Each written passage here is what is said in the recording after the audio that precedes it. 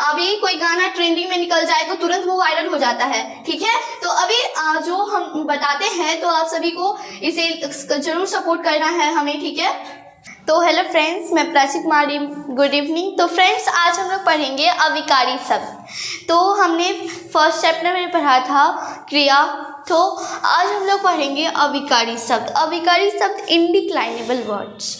इनडिक्लाइनेबल words क्या होता है, उनके भेद कितने होते हैं, ठीक है। तो ये सभी जानेंगे। तो ये फ्रेंड्स पार्ट 1 चैप्टर है। तो अब हम लोग जान लेते हैं अविकारी शब्द किसे कहते हैं, ठीक है। तो अविकारी शब्द से अभिप्राय है ऐसे शब्द जिनमें कोई विकार या परिवर्तन ना हो। ऐसे शब्द, ऐसा वर्ड जो कभी चेंज ही नहीं होता हो, उसमें विकार होता ही नहीं हो, चेंज नहीं होता हो। इन शब्दों में लिंग, वचन, कारक, पुरुष आदि के कारण किसी प्रकार का परिवर्तन नहीं होता आता है। इन्हें अवयव भी कहते हैं, ठीक है। और हमने लिंग, वचन, कारक, पुरुष, काल ये सभी पढ़े थे। तो अविकारी शब्द में जो है इस सभी से कोई परिवर्तन नहीं होता है। जैसे कि लिंग, वचन, कारक, पुरुष, काल हो गया, ये सभी से उसको कोई उसमें चेंज नहीं होता है, कुछ डिफरेंट नहीं होता है, ठीक है। तो हम उसे कहेंगे अविकारी शब्द। और इन्हें हम एक और चीज़ कहते हैं, अवयव भी कहते हैं, ठीक है। तो अब जान लेते हैं इसका डेफिनेशन क्या होता है। वाक्य में प्रयुक्त करने पर जिन शब्दों के रूप में कोई परिवर्तन अथवा विकार नहीं होता, उन्हें अविकारी शब्द कहते हैं अथवा अवयव कहते हैं, ठीक है। तो क्या यहाँ पे वाक्य में प्रयुक्त करने पर जिन शब्दों में कोई परिवर्तन या विकार नहीं होता, इसमें कोई चेंज नहीं होता है या विकार नहीं होता, हम उसे अविकारी शब्द कहते हैं, ठीक है। अब जान लेते हैं अविकारी शब्दों के भेद कितने होते हैं। काइंड्स ऑफ इनडिक्लाइनेबल वर्ड्स कितने टाइप्स के होते हैं। तो एक जो है 4 टाइप्स के होते हैं। कौन कौन से? क्रिया विशेषण, एडवर्ब, संबंध बोधक प्रीपोजिशन, समुच्चय बोधक कंजक्शन, विस्मयादि बोधक इंटरजेक्शन। तो क्रिया विशेषण हम सभी जानते हैं, जैसे कि मान के चलिए जो क्रिया का विशेषता बतलाता हो, जो वर्ड की विशेषता बतलाता हो। अब ये एडजेक्टिव हमने पढ़ा था, एडजेक्टिव तो वो नाउन या प्रोनाउन की विशेषता बतलाते हैं, तो ये है क्रिया की विशेषता बतलाता है एडवर्ब।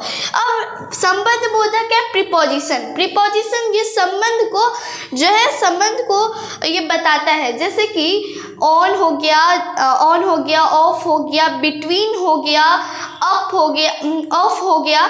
तो ये सभी जो है प्रीपोजिशन है। अब हम लोग जान लेते हैं क्रिया विशेषण।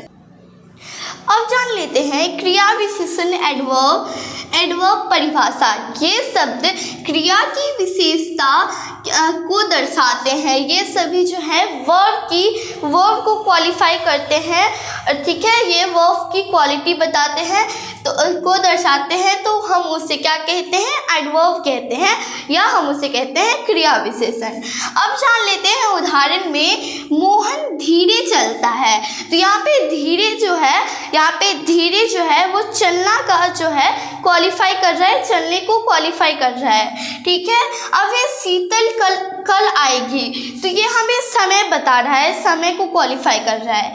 अब ये बिल्ली दबे पाँव चलती है, तो यहाँ पे दबे पाँव जो है ये चलती को क्वालिफाई कर रहा है, ठीक है।